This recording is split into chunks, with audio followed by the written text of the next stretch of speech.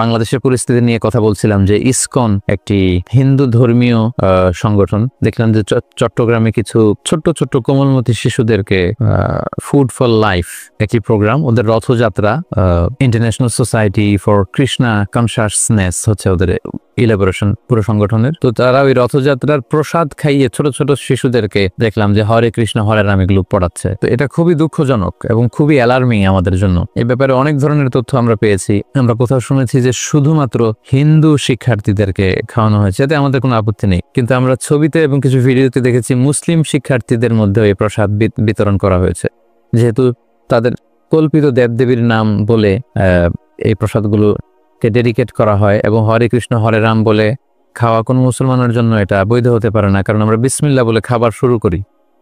So এটা আমাদের আকীদা, আমাদের বিশ্বাস, আমাদের ঈমানের সাথে টোটালি কন্ট্রাডিক্ট করে। তো যদি সত্যিই কোনো মুসলমান শিশু সন্তানকে, কোমলমতি শিশুদেরকে তারা ছলে বলে কৌশলের আশ্রয় নিয়ে এটা করে থাকে, এটা খুবই খারাপ একটি ন্যাক্কারজনক কাজ করেছে। আমরা এটা তীব্র প্রতিবাদ জানাই এবং আশ্চর্য হচ্ছি যে কোনো মুসলিম ছাত্রছাত্রী যদি এটা গ্রহণ করে থাকে তাহলে একটি মুসলিম শিক্ষা প্রতিষ্ঠানে এটা কিভাবে সম্ভব? সেখানকার প্রিন্সিপাল, সেখানকার গভর্নিং বোর্ডের মেম্বারদের অনুমতি ছাড়া কিভাবে এই কাজটি আঞ্জাম দেওয়া হয়েছে?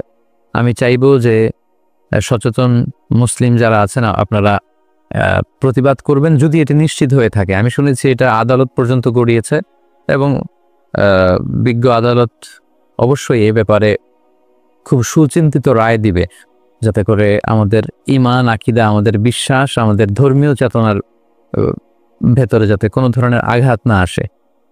আমরা চাইবো যে আবহমান কাল থেকে আমরা হিন্দু, বৌদ্ধ, খ্রিস্টান একসাথে ছিলাম, যে যার ধর্ম পালন করেছি, কিন্তু অন্যের ধর্মীয় বিষয়ে আমরা কখনো বাধা দেইনি।